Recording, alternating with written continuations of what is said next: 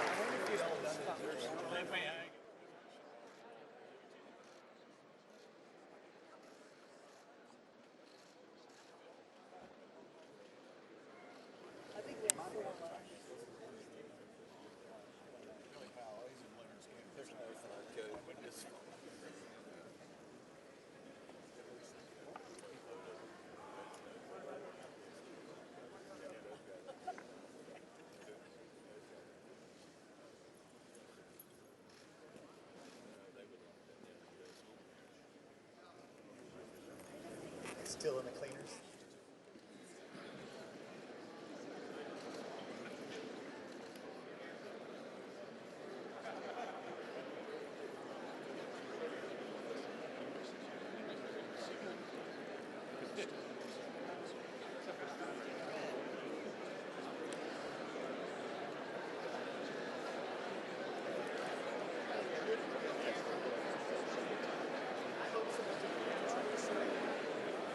What happened?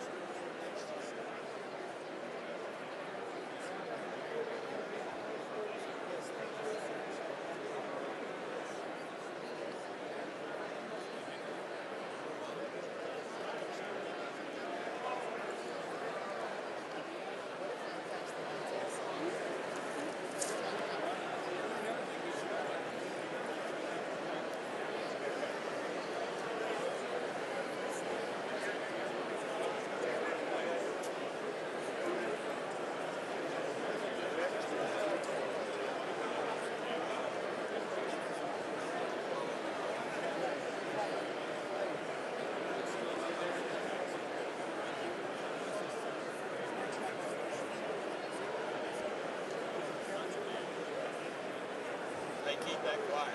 Teresa, we're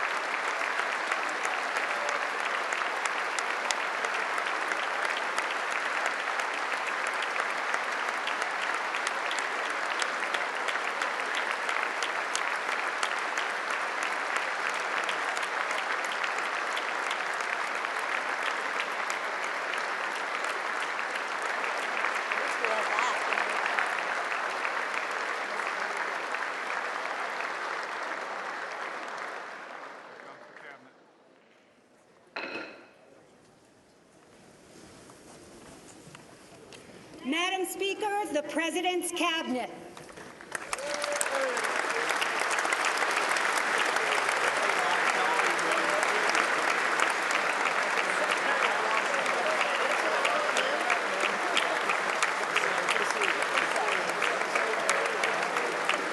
The first person walked in, nobody shook hands. Isn't that not acceptable? I don't know what to say.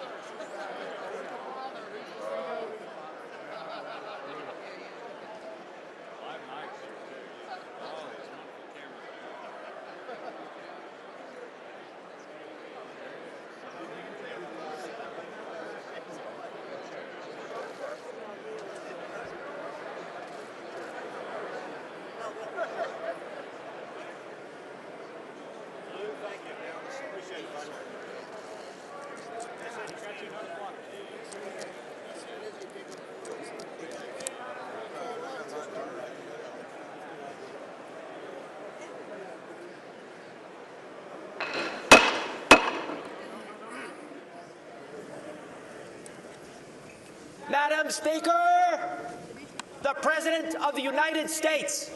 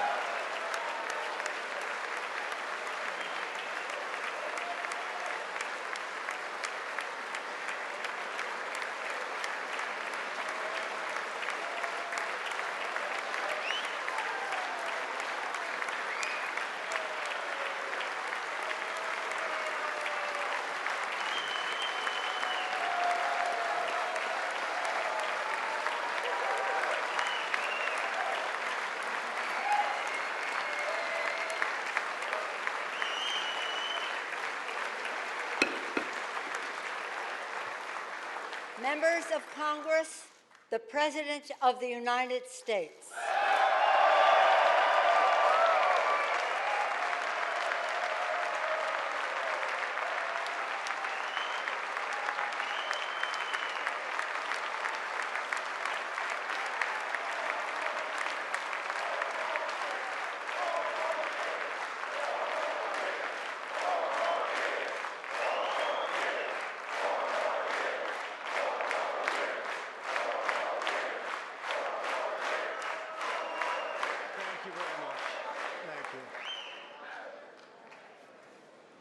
Thank you very much. Madam Speaker, Mr. Vice President, members of Congress, the First Lady of the United States.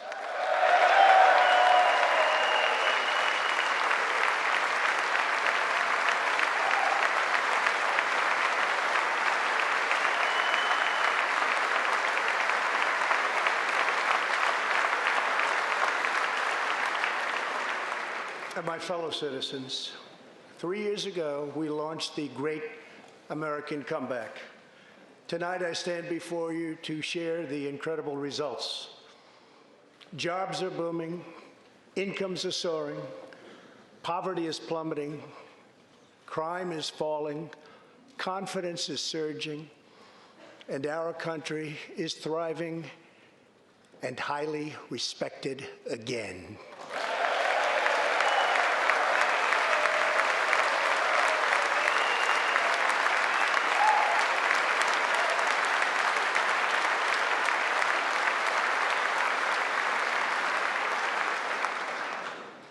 America's enemies are on the run.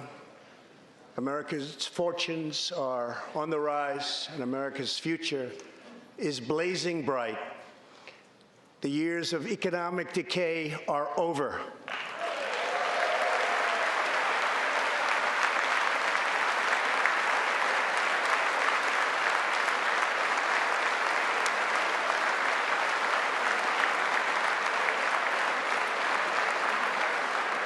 The days of our country being used, taken advantage of, and even scorned by other nations are long behind us. Gone too are the broken promises, jobless recoveries, tired platitudes, and constant excuses for the depletion of American wealth, power, and prestige. In just 3 short years, we have shattered the mentality of American decline, and we have rejected the downsizing of Americans' destiny. We have totally rejected the downsizing.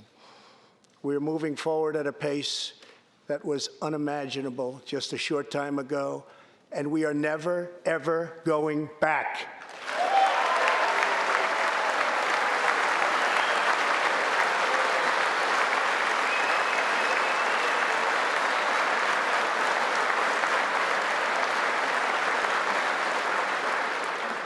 I am thrilled to report to you tonight that our economy is the best it has ever been.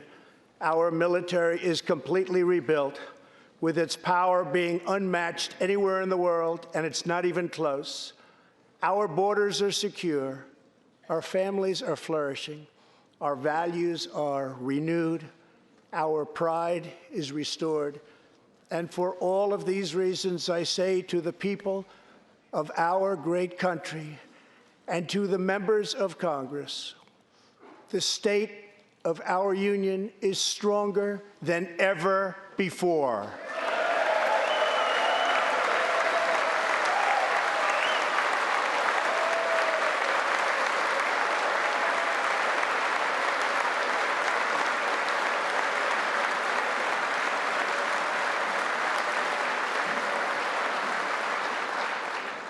The vision I will lay out this evening demonstrates how we are building the world's most prosperous and inclusive society, one where every citizen can join in America's unparalleled success, and where every community can take part in America's extraordinary rise.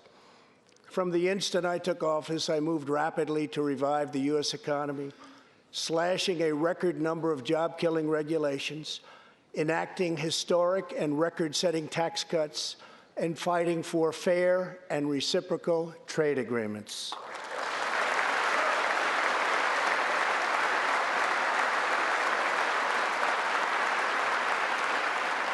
Our agenda is relentlessly pro-worker, pro-family, pro-growth, and most of all, pro-American.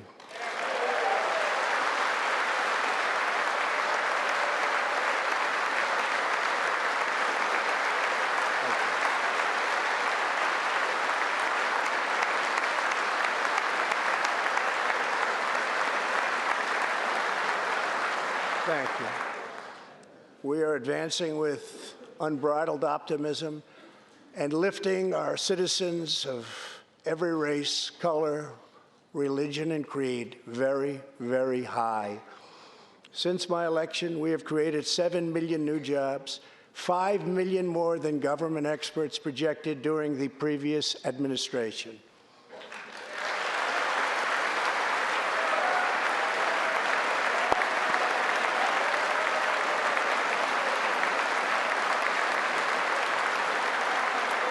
The unemployment rate is the lowest in over half a century.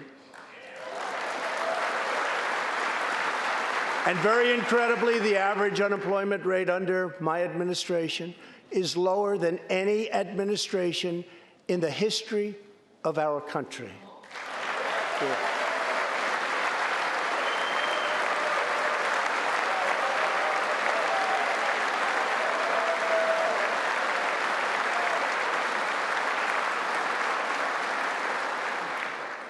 If we hadn't reversed the failed economic policies of the previous administration, the world would not now be witnessing this great economic success.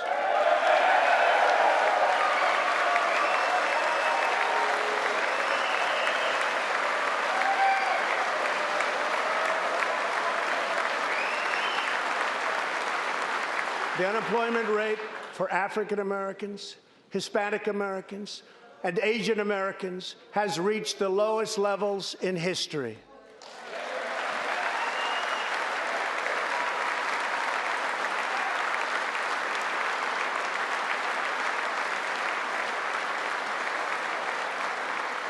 African American youth unemployment has reached an all-time low. African American poverty has declined to the lowest rate ever recorded. The unemployment rate for women reached the lowest level in almost 70 years, and last year women filled 72% of all new jobs added.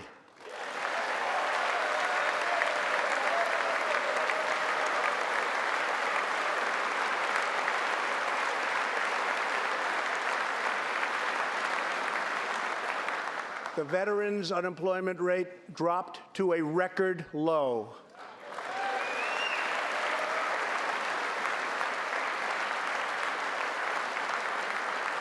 The unemployment rate for disabled Americans has reached an all-time low.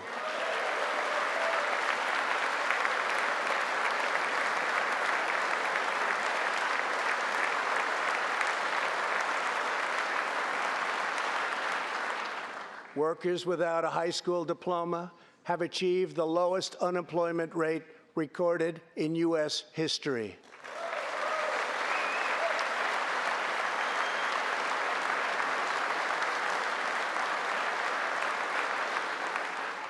A record number of young Americans are now employed.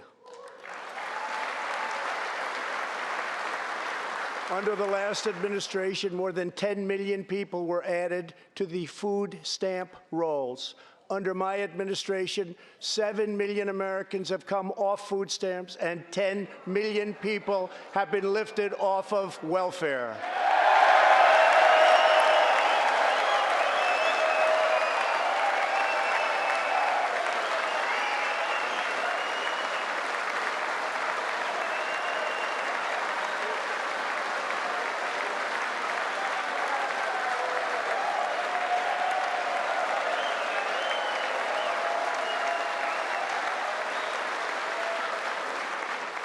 In 8 years under the last administration, over 300,000 working-age people dropped out of the workforce. In just 3 years of my administration, 3.5 million people, working-age people, have joined the workforce.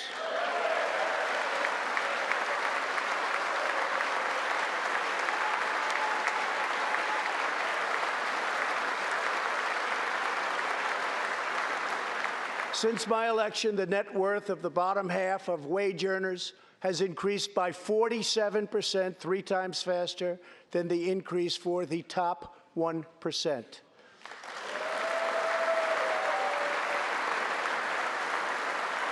After decades of flat and falling incomes, wages are rising fast, and wonderfully, they are rising fastest for low-income workers who have seen a 16% pay increase since my election.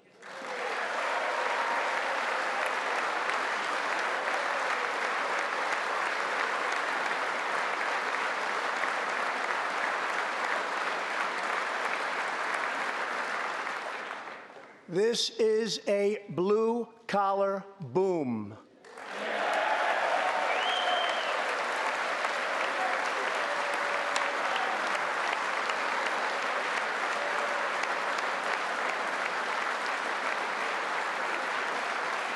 Real median household income is now at the highest level ever recorded.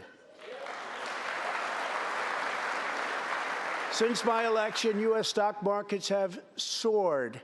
70%, adding more than $12 trillion to our nation's wealth, transcending anything anyone believed was possible. This is a record. It is something that every country in the world is looking up to. They admire.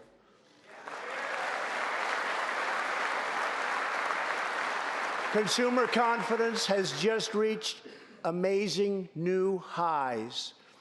All of those millions of people with 401ks and pensions are doing far better than they have ever done before, with increases of 60, 70, 80, 90, and 100% and even more. Jobs and investments are pouring into 9,000 previously neglected neighborhoods, thanks to Opportunity Zones, a plan spearheaded by Senator Tim Scott as part of our great Republican tax cuts.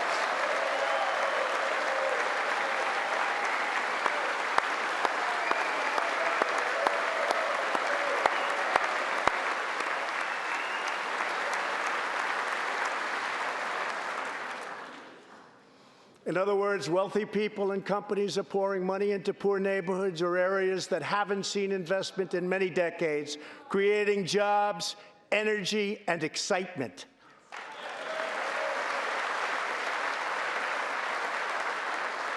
This is the first time that these deserving communities have seen anything like this. It's all working. Opportunity Zones are helping Americans like Army veteran Tony Rankins from Cincinnati, Ohio. After struggling with drug addiction, Tony lost his job, his house, and his family. He was homeless. But then Tony found a construction company that invests in Opportunity Zones. He is now a top tradesman, drug-free, reunited with his family, and he is here tonight. Tony, keep up the great work, Tony.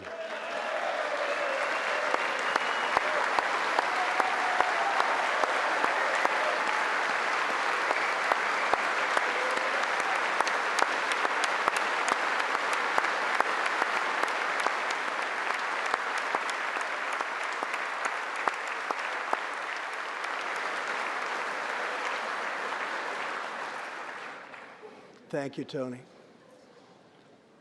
Our roaring economy has, for the first time ever, given many former prisoners the ability to get a great job and a fresh start.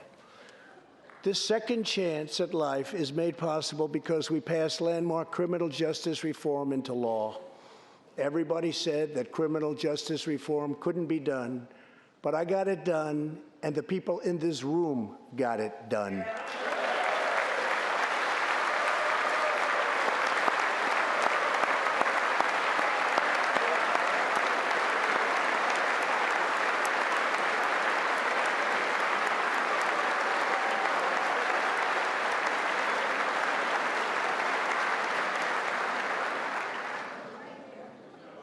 Thanks to our bold regulatory reduction campaign, the United States has become the #1 producer of oil and natural gas anywhere in the world, by far.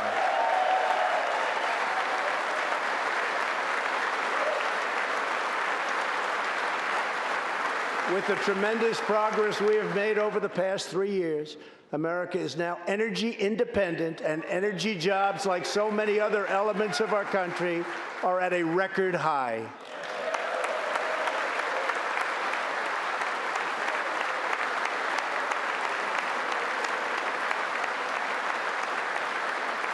We are doing numbers that no one would have thought possible just 3 years ago. Likewise, we are restoring our nation's manufacturing might, even though predictions were, as you all know, that this could never, ever be done. After losing 60,000 factories under the previous 2 administrations, America has now gained 12,000 new factories under my administration, with thousands upon thousands of plants and factories being planned or being built.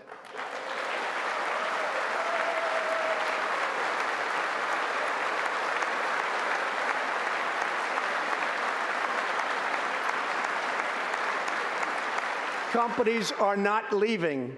They are coming back to the USA. The fact is that everybody wants to be where the action is, and the United States of America is indeed the place where the action is. One of the biggest promises I made to the American people was to replace the disastrous NAFTA trade deal.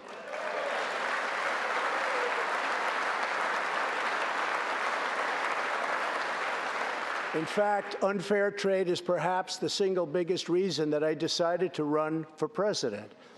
Following NAFTA's adoption, our nation lost 1 in 4 manufacturing jobs. Many politicians came and went pledging to change or replace NAFTA, only to do so, and then absolutely nothing happened. But unlike so many who came before me, I keep my promises. We did our job.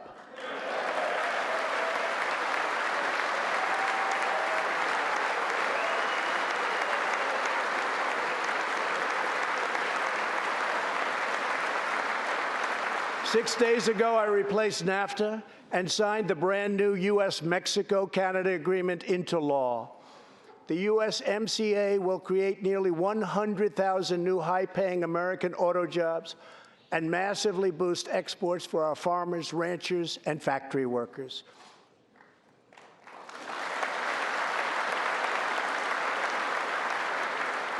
It will also bring trade with Mexico and Canada to a much higher level, but also to be a much greater degree of fairness and reciprocity. We will have that fairness and reciprocity, and I say that finally because it's been many, many years that we were treated fairly on trade. This is the first major trade deal in many years to earn the strong backing of America's labor unions. I also promised our citizens that I would impose tariffs to confront China's massive theft of America's jobs. Our strategy has worked. Days ago, we signed the groundbreaking new agreement with China that will defend our workers, protect our intellectual property, bring billions and billions of dollars into our treasury, and open vast new markets for products made and grown right here in the USA.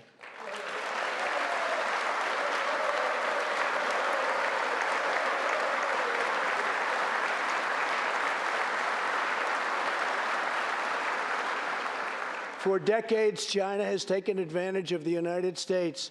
Now we have changed that. But at the same time, we have perhaps the best relationship we've ever had with China, including with President Xi. They respect what we've done because, quite frankly, they could never really believe that they were able to get away with what they were doing year after year, decade after decade, without someone in our country stepping up and saying, "That's enough."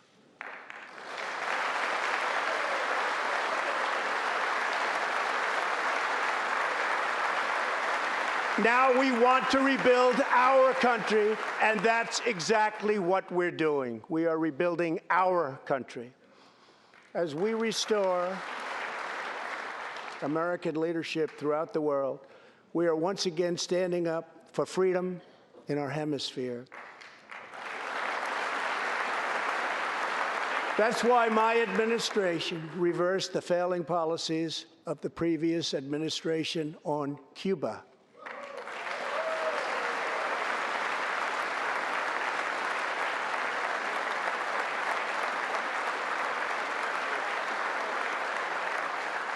We are supporting the hopes of Cubans, Nicaraguans, and Venezuelans to restore democracy. The United States is leading a 59-nation diplomatic coalition against the socialist dictator of Venezuela, Nicolas Maduro.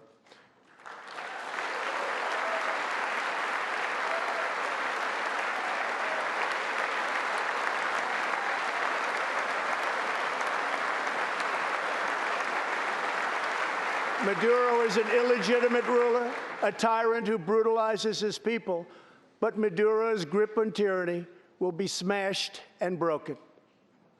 Here this evening is a very brave man who carries with him the hopes, dreams, and aspirations of all Venezuelans. Joining us in the gallery is the true and legitimate president of Venezuela, Juan Guaido. Mr. President, please take this message back to your homeland.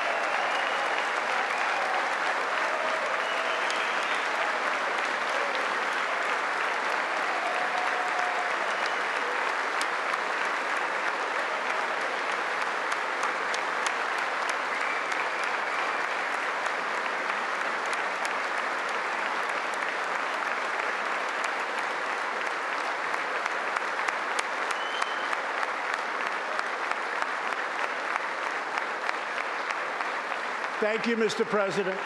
Great honor. Thank you very much. Please take this message back that all Americans are united with the Venezuelan people in their righteous struggle for freedom. Thank you very much, Mr. President.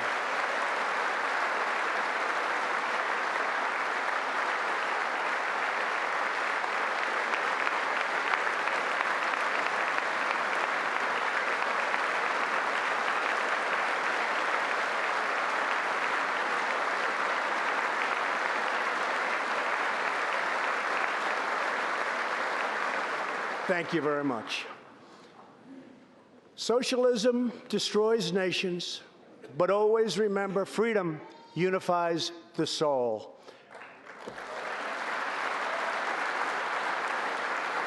To safeguard American liberty, we have invested a record-breaking $2.2 trillion in the United States military.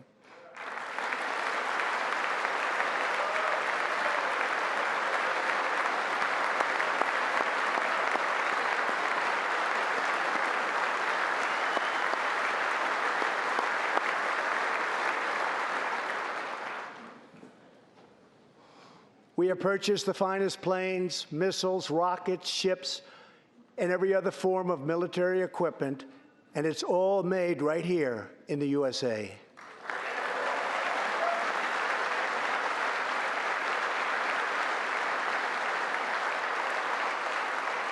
We are also getting our allies, finally, to help pay their fair share.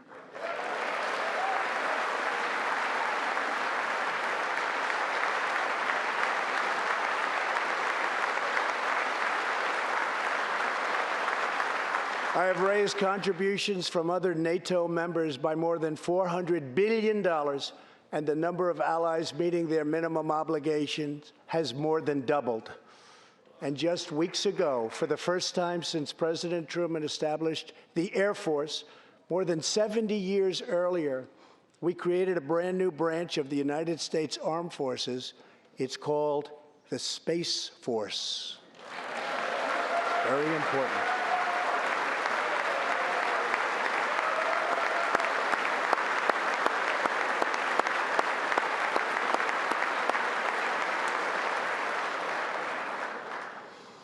In the gallery tonight, we have a young gentleman, and what he wants so badly, 13 years old, Ian Lawnfay. He's an 8th grader from Arizona. Ian, please stand up. Ian has always dreamed of going to space. He was the first in his class and among the youngest at an aviation academy. He aspires to go to the Air Force Academy, and then he has his eye on the Space Force.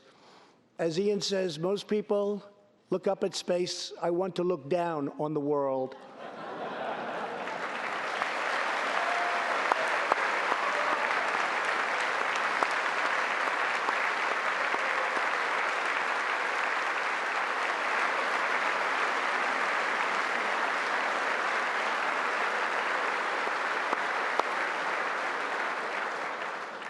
But sitting behind Ian tonight is his greatest hero of them all.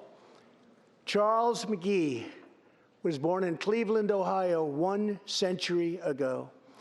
Charles is one of the last surviving Tuskegee Airmen, the first black fighter pilots, and he also happens to be Ian's great-grandfather.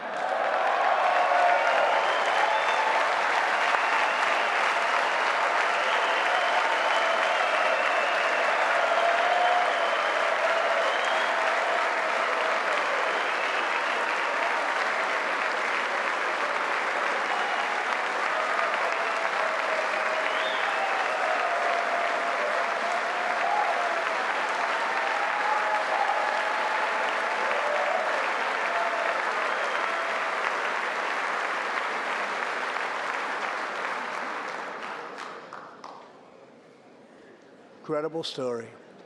After more than 130 combat missions in World War II, he came back home to a country still struggling for civil rights and went on to serve America in Korea and Vietnam. On December 7th, Charles celebrated his 100th birthday.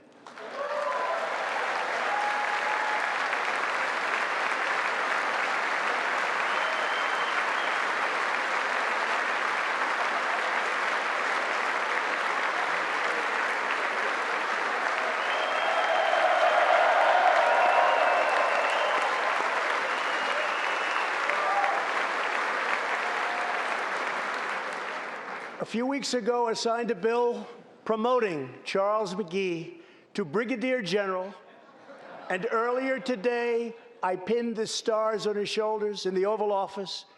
General Magee, our nation salutes you. Thank you, sir.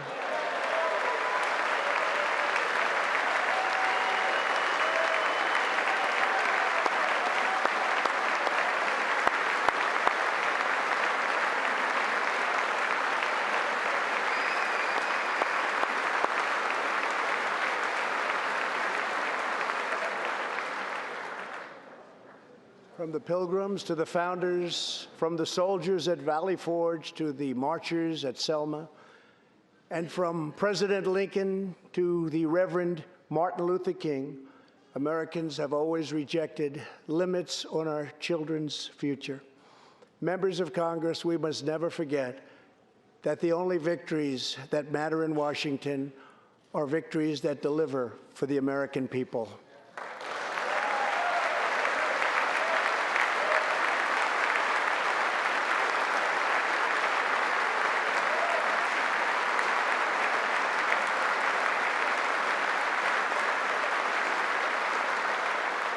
The people are the heart of our country. Their dreams are the soul of our country, and their love is what powers and sustains our country. We must always remember that our job is to put America first.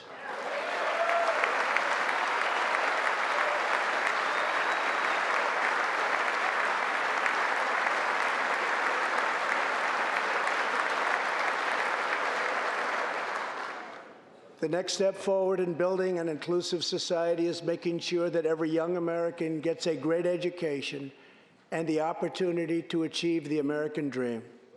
Yet for too long, countless American children have been trapped in failing government schools. To rescue these students, 18 states have created school choice in the form of opportunity scholarships. The programs are so popular that tens of thousands of students remain on a waiting list. One of those students is Jenaya Davis, a fourth grader from Philadelphia. Jenaya.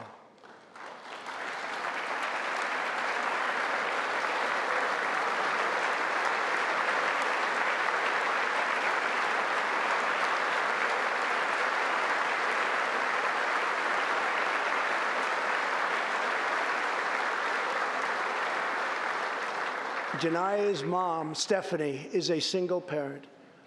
She would do anything to give her daughter a better future. But last year, that future was put further out of reach when Pennsylvania's governor vetoed legislation to expand school choice to 50,000 children. Jenaya and Stephanie are in the gallery. Stephanie, thank you so much for being here with your beautiful daughter. Thank you very much.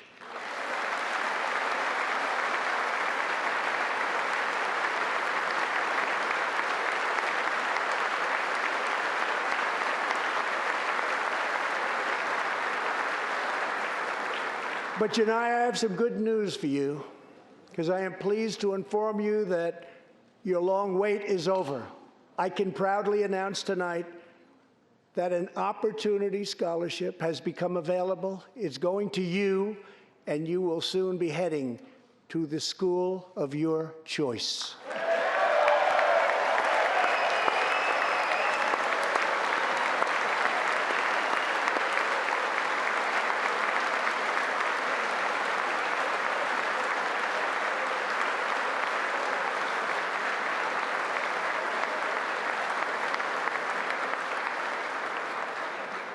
Now I call on Congress to give 1 million American children the same opportunity Jenaya has just received.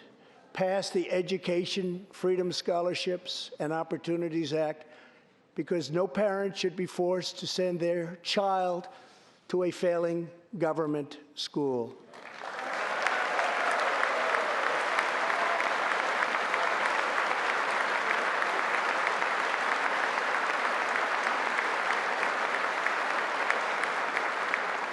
Every young person should have a safe and secure environment in which to learn and to grow.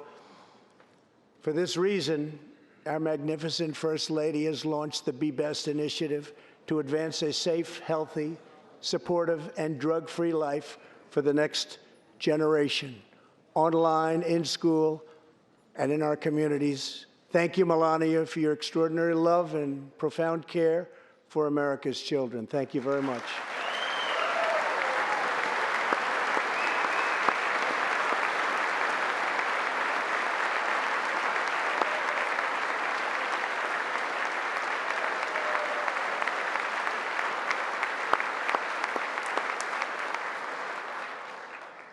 My administration is determined to give our citizens the opportunities they need, regardless of age or background. Through our pledge to American workers, over 400 companies will also provide new jobs and education opportunities to almost 15 million Americans. My budget also contains an exciting vision for our nation's high schools. Tonight, I ask Congress to support our students and back my plan to offer vocational and technical education in every single high school in America.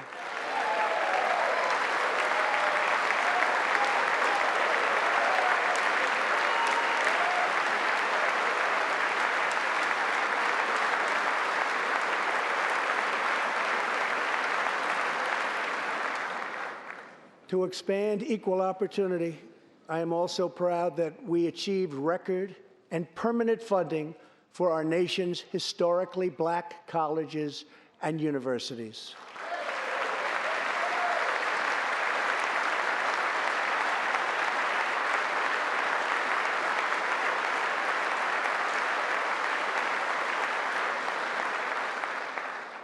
A good life for American families also requires the most affordable, innovative, and high-quality health care system on earth.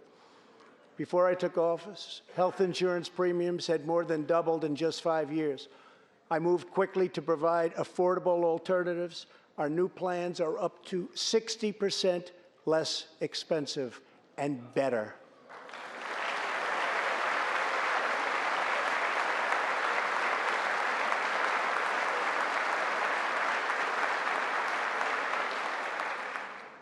I've also made an ironclad pledge to American families. We will always protect patients with pre-existing conditions.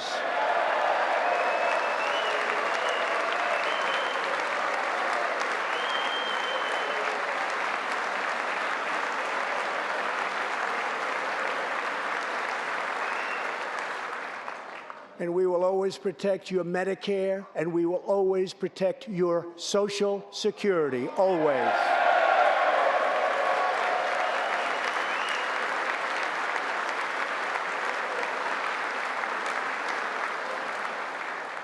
The American patient should never be blindsided by medical bills. That is why I signed an executive order requiring price transparency.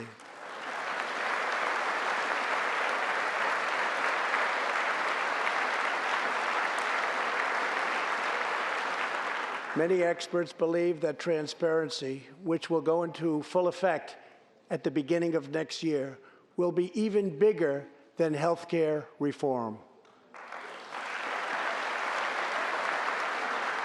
It will save families massive amounts of money for substantially better care.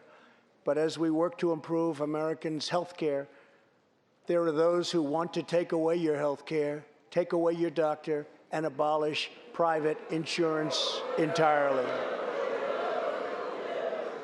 132 lawmakers in this room have endorsed legislation to impose a socialist takeover of our health care system. wiping out the private health insurance plans of 180 million very happy Americans. To those watching at home tonight, I want you to know we will never let socialism destroy American health care.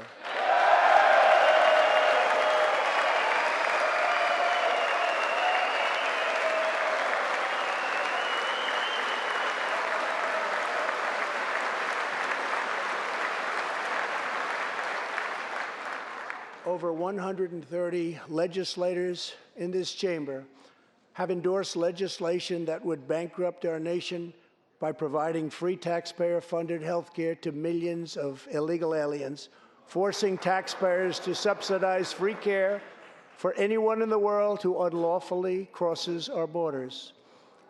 These proposals would raid the Medicare benefits of our seniors and that our seniors depend on, while acting as a powerful lure for illegal immigration. That is what is happening in California and other states. Their systems are totally out of control, costing taxpayers vast and unaffordable amounts of money. If forcing American taxpayers to provide unlimited free health care to illegal aliens sounds fair to you, then stand with the radical left.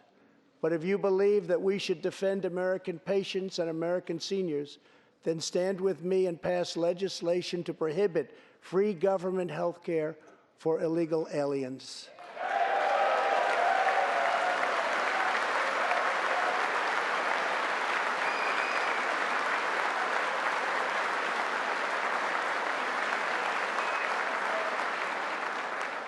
This will be a tremendous boon to our already very strongly guarded southern border, where, as we speak, a long, tall, and very powerful wall is being built.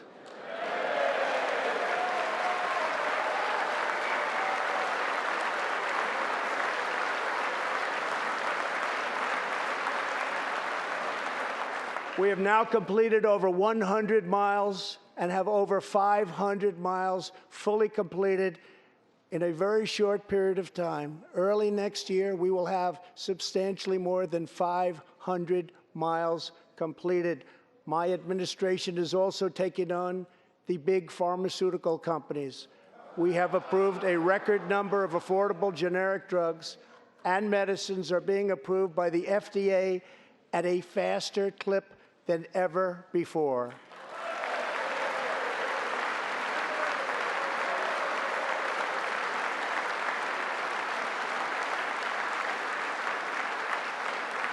And I was pleased to announce last year that for the first time in 51 years, the cost of prescription drugs actually went down.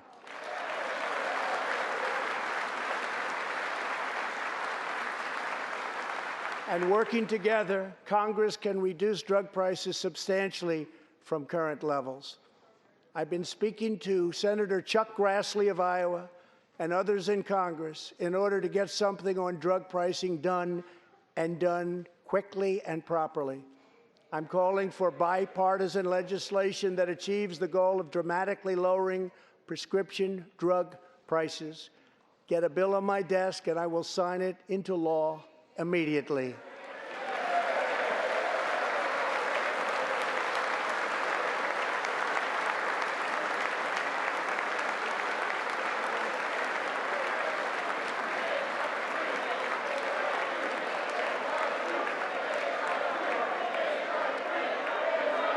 With unyielding commitment, we are curbing the opioid epidemic.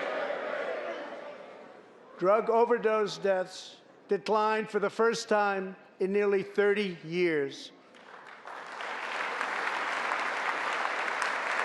Among the states hardest hit, Ohio is down 22%, Pennsylvania is down 18%, Wisconsin is down 10%, and we will not quit until we have beaten the opioid epidemic once and for all.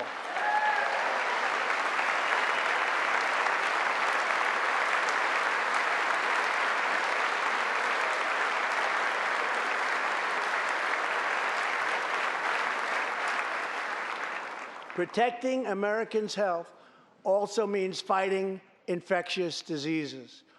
We are coordinating with the Chinese government and working closely together on the coronavirus outbreak in China. My administration will take all necessary steps to safeguard our citizens from this threat. We have launched ambitious new initiatives to substantially improve care for Americans with kidney disease, Alzheimer's, and those struggling with mental health. And because Congress was so good as to fund my request, new cures for childhood cancer, and we will eradicate the AIDS epidemic in America by the end of this decade.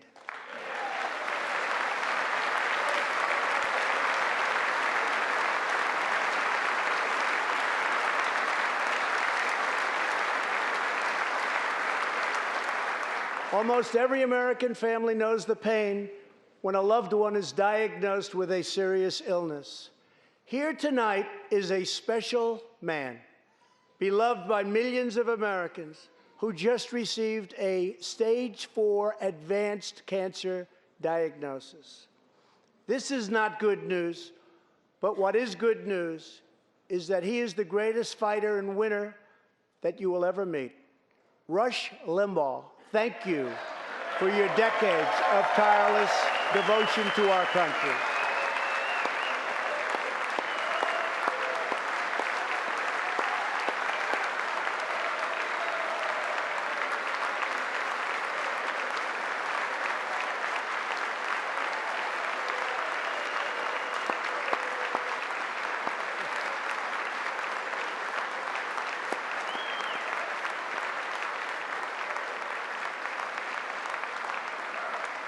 And Rush, in recognition of all that you have done for our nation, the millions of people a day that you speak to and that you inspire, and all of the incredible work that you have done for charity, I am proud to announce tonight that you will be receiving our country's highest civilian honor, the Presidential Medal of Freedom.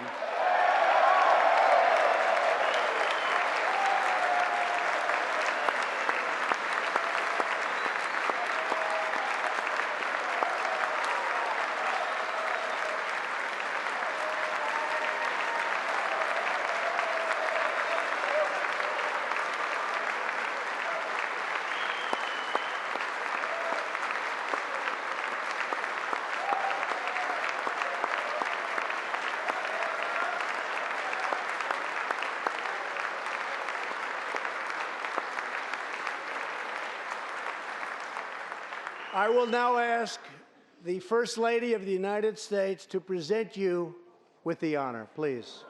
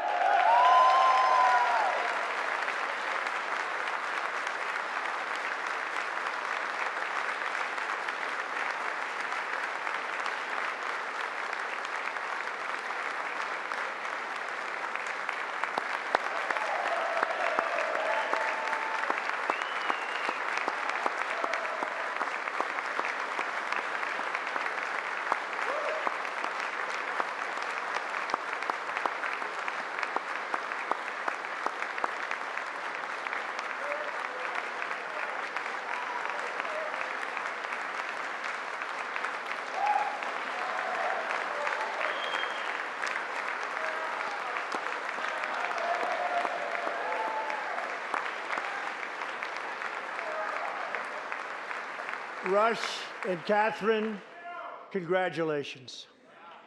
Thank you, Catherine.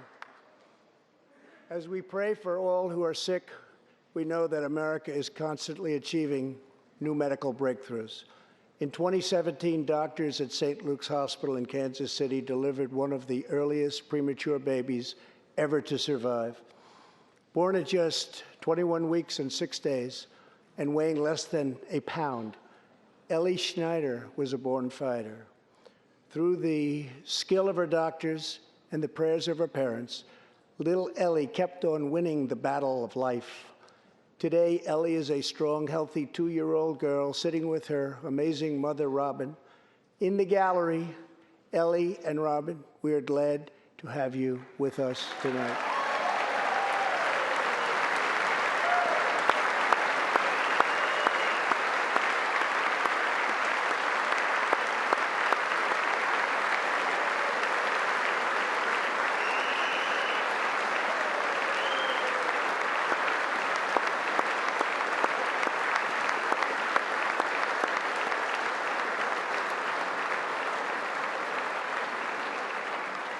Ellie reminds us that every child is a miracle of life. And thanks to modern medical wonders, 50% of very premature babies delivered at the hospital where Ellie was born now survive. It's an incredible thing. Thank you very much. Our goal should be to ensure that every baby has the best chance to thrive and grow just like Ellie. That is why I'm asking Congress to provide an additional $50 million to fund neonatal research for America's youngest patients.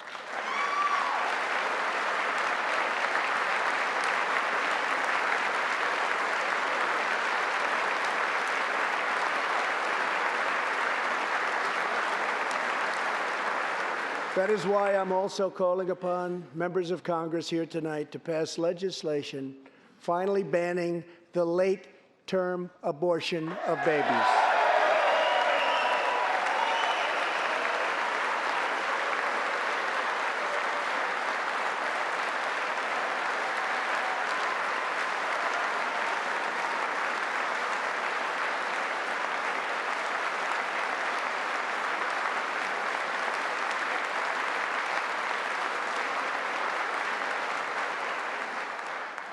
Whether we are Republican, Democrat, or Independent, surely we must all agree that every human life is a sacred gift from God.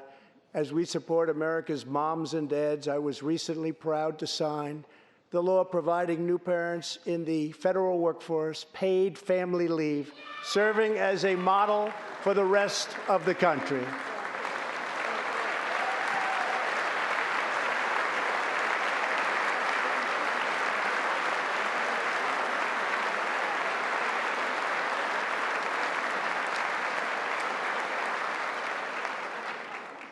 Now I call on Congress to pass the bipartisan Advancing Support for Working Families Act, extending family leave to mothers and fathers all across our nation.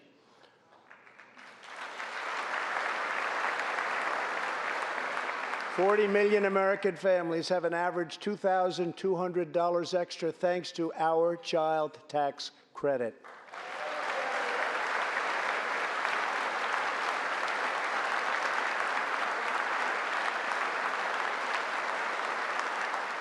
I've also overseen historic funding increases for high-quality child care, enabling 17 states to help more children, many of which have reduced or eliminated their wait lists altogether.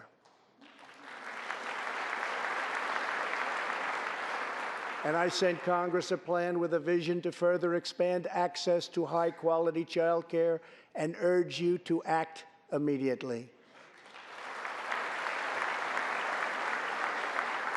To protect the environment, days ago, I announced that the United States will join the 1 Trillion Trees Initiative, an ambitious effort to bring together government and private sector to plant new trees in America and all around the world.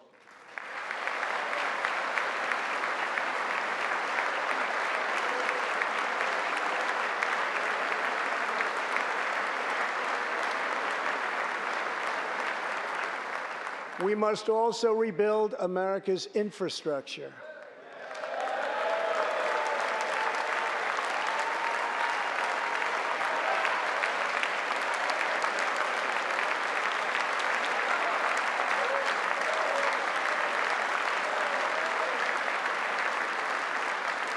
I ask you to pass Senator John Barrasso's highway bill to invest in new roads, bridges, and tunnels all across our land. I'm also committed to ensuring that every citizen can have access to high-speed internet, including and especially in rural America.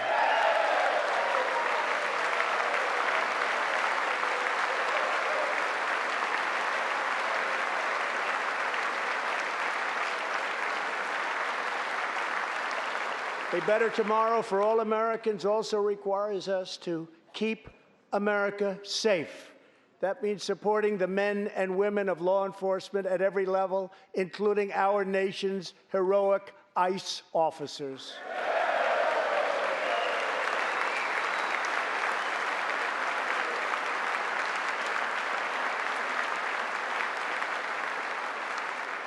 Last year, our brave ICE officers arrested more than 120,000 criminal aliens charged with nearly 10,000 burglaries, 5,000 sexual assaults, 45,000 violent assaults, and 2,000 murders. Tragically, there are many cities in America where radical politicians have chosen to provide sanctuary for these criminal illegal aliens. In sanctuary cities, local officials order police to release dangerous criminal aliens to prey upon the public instead of handing them over to ICE to be safely removed. Just 29 days ago, a criminal alien freed by the sanctuary city of New York was charged with the brutal rape and murder of a 92-year-old woman. The killer had been previously arrested for assault, but under New York's sanctuary policies, he was set free. If the city had honored ICE's detainer request, his victim would still be alive today. The state of California passed an outrageous law declaring their whole state to be a sanctuary for criminal illegal immigrants, a very terrible sanctuary with catastrophic results. Here is just one tragic example. In December 2018, California police detained an illegal alien with 5 prior arrests, including convictions for robbery and assault. But as required by California's sanctuary law, local authorities released him. Days later, the criminal alien went on a gruesome spree of deadly violence. He viciously shot one man going about his daily work. He approached a woman sitting in her car and shot her in the arm and in the chest. He walked into a convenience store and wildly fired his weapon. He hijacked a truck and smashed into vehicles, critically injuring innocent victims. One of the victims is a terrible, terrible situation. Died, 51-year-old American named Rocky Jones. Rocky was at a gas station when this vile criminal fired 8 bullets at him from close range, murdering him in cold blood. Rocky left behind a devoted family, including his brothers, who loved him more than anything else in the world. One of his grieving brothers is here with us tonight. Jody, would you please stand? Jody, thank you.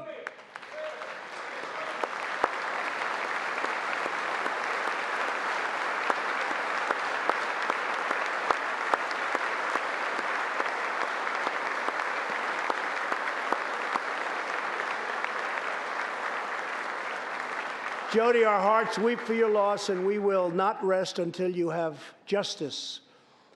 Senator Tom Tillis has introduced legislation to allow Americans like Jody to sue sanctuary cities and states when a loved one is hurt or killed as a result of these deadly practices.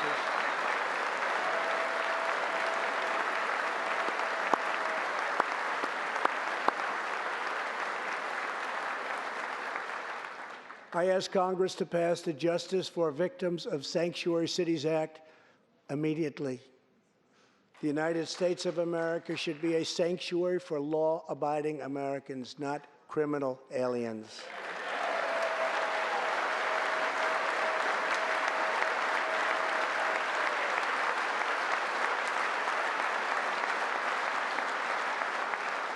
In the last 3 years, ICE has arrested over 5,000 wicked human traffickers, and I have signed 9 pieces of legislation to stamp out the menace of human trafficking domestically and all around the globe.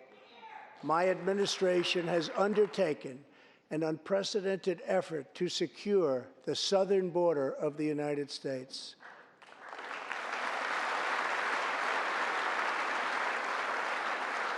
Before I came into office, if you showed up illegally on our southern border and were arrested, you were simply released and allowed into our country, never to be seen again. My administration has ended catch and release.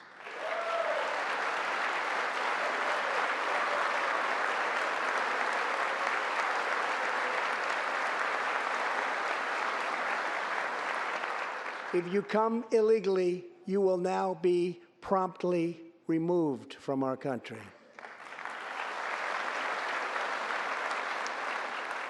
Very importantly, we entered into historic cooperation agreements with the governments of Mexico, Honduras, El Salvador, and Guatemala. As a result of our unprecedented efforts, illegal crossings are down 75% since May, dropping 8 straight months in a row.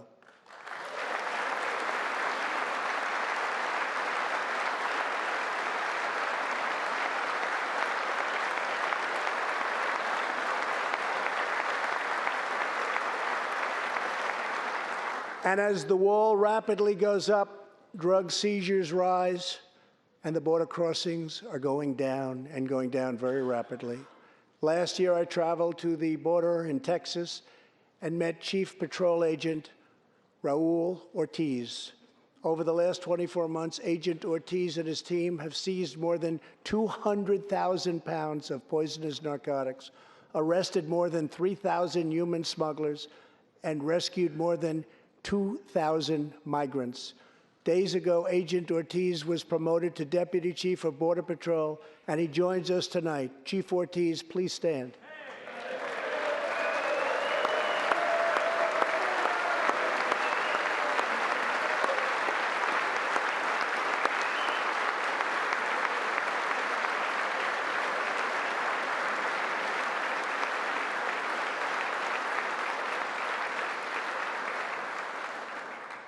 A grateful nation thanks you and all of the heroes of Border Patrol and ICE. Thank you very much.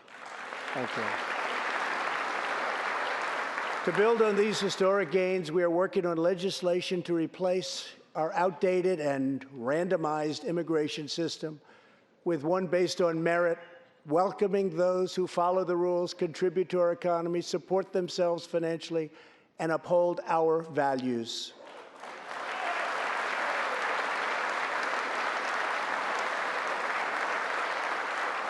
With every action, my administration is restoring the rule of law and reasserting the culture of American freedom.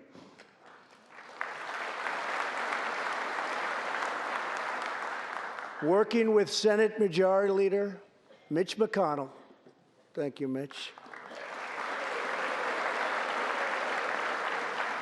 and his colleagues in the Senate, we have confirmed a record number of 187 new federal judges to uphold our Constitution as written. This includes 2 brilliant new Supreme Court justices, Neil Gorsuch and Brett Kavanaugh. Thank you.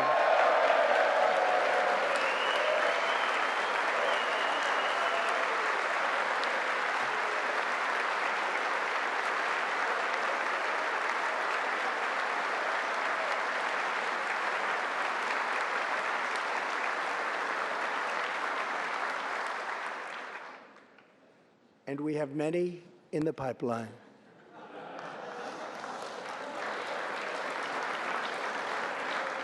My administration is also defending religious liberty, and that includes the constitutional right to pray in public schools.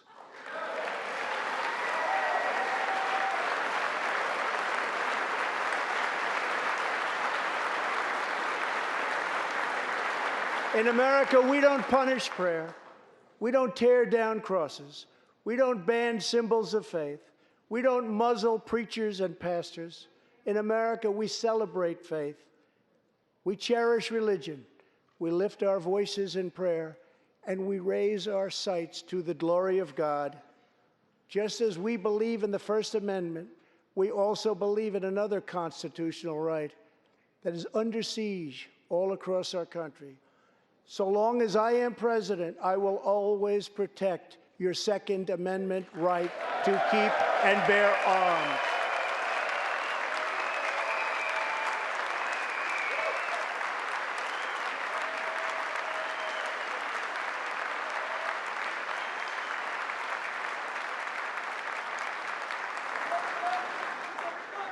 In reaffirming our heritage as a free nation, we must remember that America has always been a frontier nation. Now we must embrace the next frontier, America's manifest destiny in the stars. I am asking Congress to fully fund the Artemis program to ensure that the next man and the first woman on the moon will be American astronauts, using this as a launching pad to ensure that America is the first nation to plant its flag on Mars.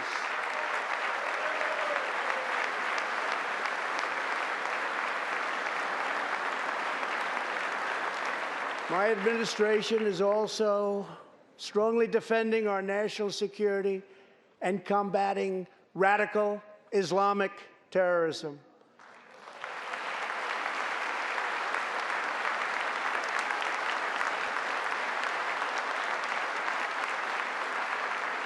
Last week, I announced a groundbreaking plan for peace between Israel and the Palestinians.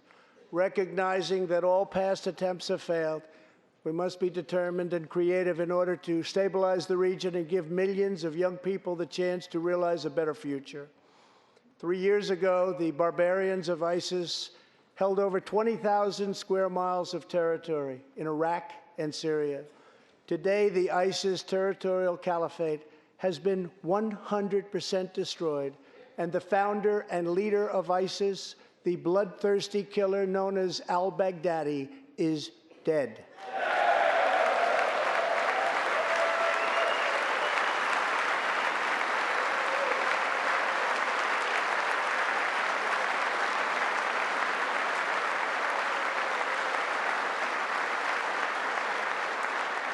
We are joined this evening by Carl and Marcia Mueller. After graduating from college, their beautiful daughter, Carla, became a humanitarian aid worker. She once wrote, "Some people find God in church, some people find God in nature, some people find God in love. I find God in suffering. I've known for some time what my life's work is, using my hands as tools to relieve suffering." In 2013, while caring for suffering civilians in Syria, Kayla was kidnapped, tortured, and enslaved by ISIS and kept as a prisoner of al-Baghdadi himself. After more than 500 horrifying days of captivity, al-Baghdadi murdered young, beautiful Kayla. She was just 26 years old. On the night that U.S. Special Forces operations ended al-Baghdadi's miserable life, the chairman of the Joint Chiefs of Staff, General Mark Milley, received a call in the Situation Room. He was told that the brave men of the elite Special Forces team that so perfectly carried out the operation had given their mission a name, Task Force 814. It was a reference to a special day, August 14th, Kayla's birthday. Carl and Marcia, America's warriors, never forgot Kayla, and neither will we. Thank you.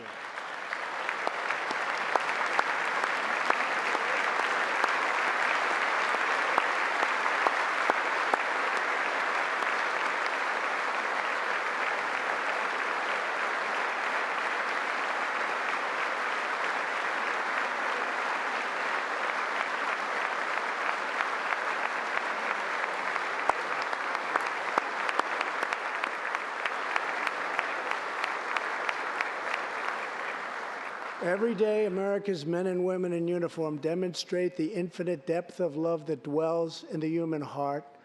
One of these American heroes was Army Staff Sergeant Christopher Hake. On his second deployment to Iraq in 2008, Sergeant Hake wrote a letter to his one-year-old son, Gage. "I will be with you again," he wrote to Gage. "I will teach you to ride your first bike, build your first sandbox, watch you play sports, and see you have kids also. I love you, son. Take care of your mother. I am always with you, Daddy." On Easter Sunday of 2008, Chris was out on patrol in Baghdad when his Bradley fighting vehicle was hit by a roadside bomb. That night, he made the ultimate sacrifice for our country. Sergeant Haig now rests in eternal glory in Arlington, and his wife, Kelly, is in the gallery tonight, joined by their son, who is now a 13-year-old and doing very, very well. To Kelly and Gage, Chris will live in our hearts forever. He is looking down on you now. Thank you.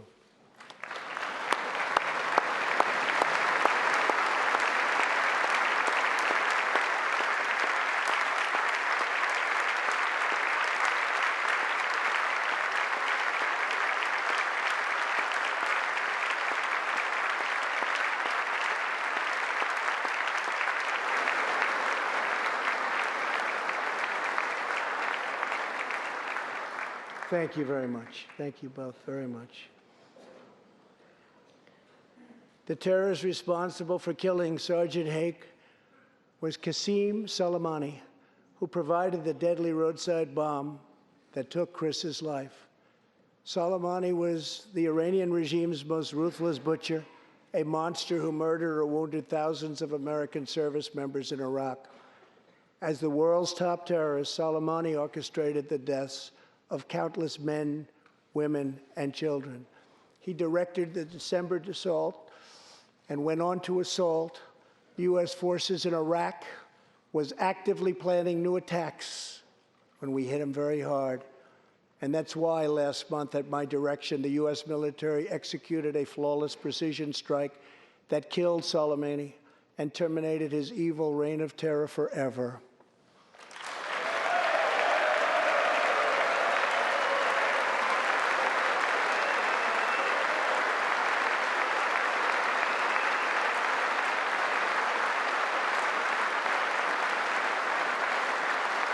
Our message to the terrorists is clear. You will never escape American justice. If you attack our citizens, you forfeit your life.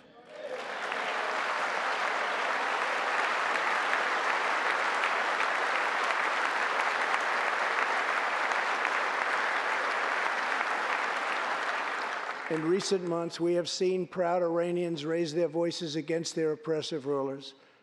The Iranian regime must abandon its pursuit of nuclear weapons, stop spreading terror, death, and destruction, and start working for the good of its own people. Because of our powerful sanctions, the Iranian economy is doing very, very poorly. We can help them make a very good and short-time recovery. It can all go very quickly, but perhaps they are too proud or too foolish to ask for that help. We are here. Let's see which road they choose. It is totally up to them.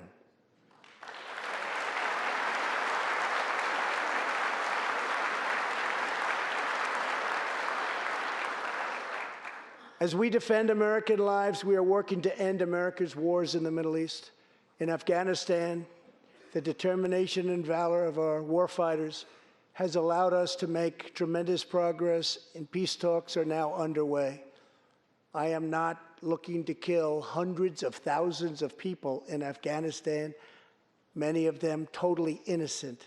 It is also not our function to serve other nations as law enforcement agencies. These are warfighters that we have, the best in the world, and they either want to fight to win or not fight at all. We are working to finally end America's longest war and bring our troops back home.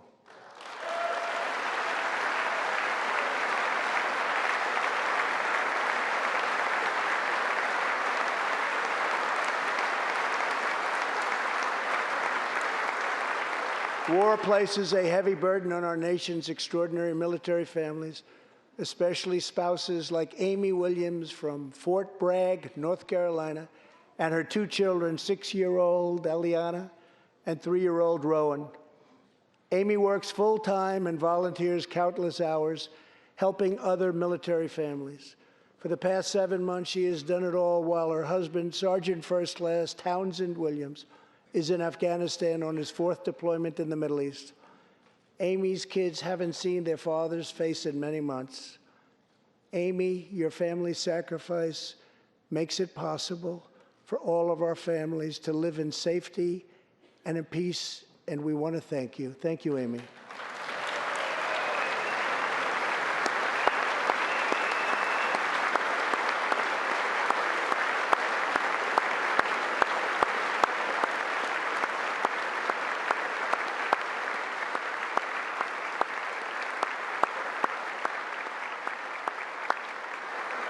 But Amy, there is one more thing. Tonight we have a very special surprise. I am thrilled to inform you that your husband is back from deployment. He is here with us tonight, and we couldn't keep him waiting any longer.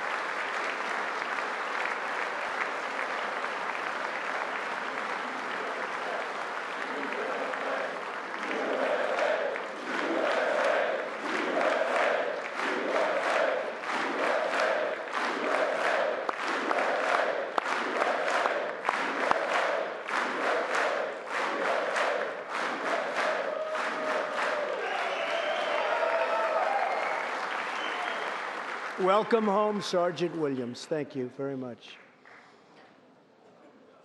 As the world bears witness tonight, America is a land of heroes.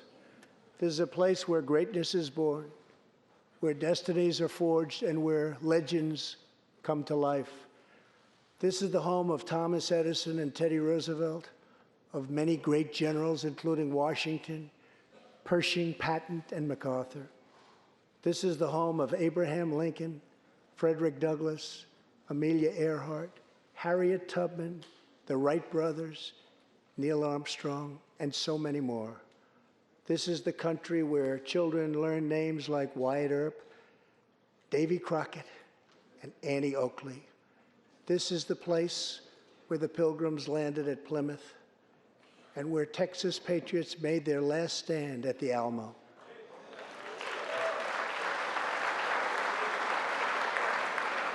The beautiful, beautiful Alamo. The American nation was carved out of the vast frontier by the toughest, strongest, fiercest, and most determined men and women ever to walk on the face of the earth. Our ancestors braved the unknown, tamed the wilderness, settled the Wild West, lifted millions from poverty, disease, and hunger, vanquished tyranny and fascism, ushered the world to new heights of science and medicine, laid down the railroads, dug out the canals, raised up the skyscrapers, and ladies and gentlemen, our ancestors built the most exceptional republic ever to exist in all of human history, and we are making it greater than ever before.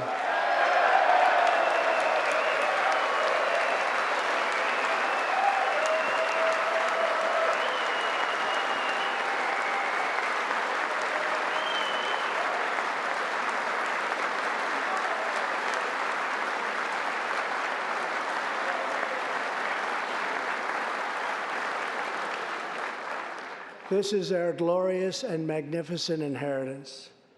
We are Americans. We are pioneers. We are the pathfinders. We settled the new world. We built the modern world. And we changed history forever by embracing the eternal truth that everyone is made equal by the hand of Almighty God.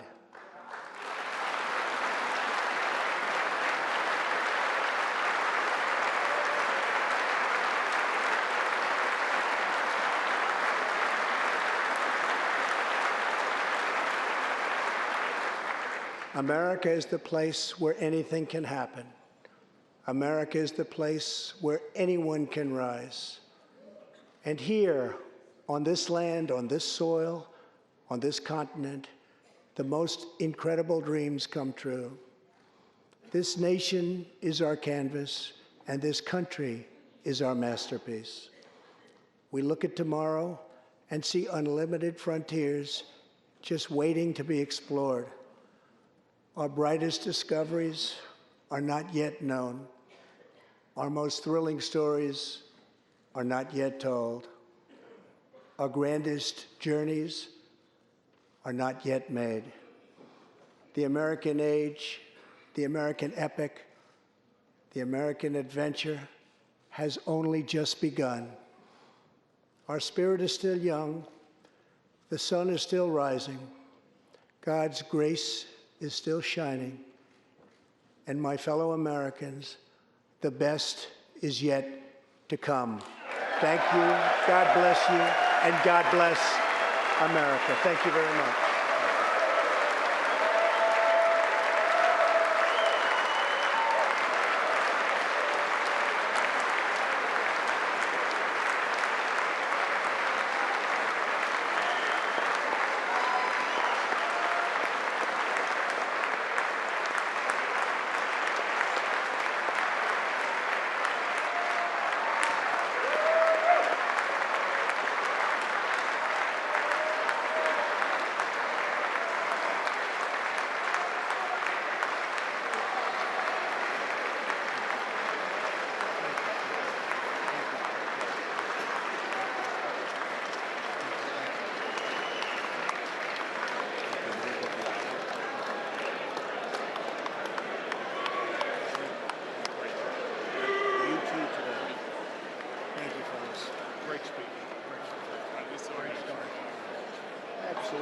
Great speech, Mr. President. Unbelievable. Awesome speech. He nailed it. Great job. Did you sign that? You sign my tie for me? Thank you. You got to sign the shoulder tie. You get better every year, buddy. Great defense of American exceptionalism. Thank you. You did great. Great speech, Mr. President. Best speech. Great speech. Brilliant, Mr. President. Absolutely brilliant. Reagan is. What you did was awesome. Wonderful. Mr. President. You signed this for a charity.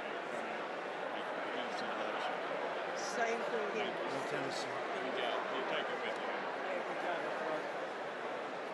Thank you. Crushed it, Mr. President. Amazing job, sir. Great job.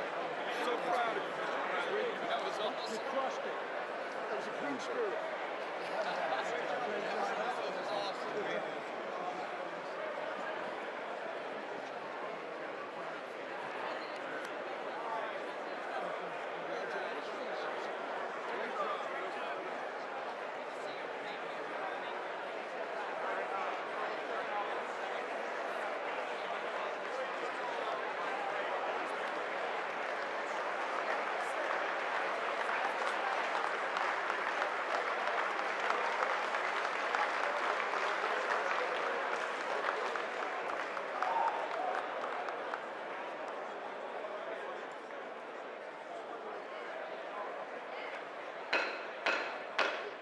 The chair declares the joint session of the two houses now dissolved. Then we go.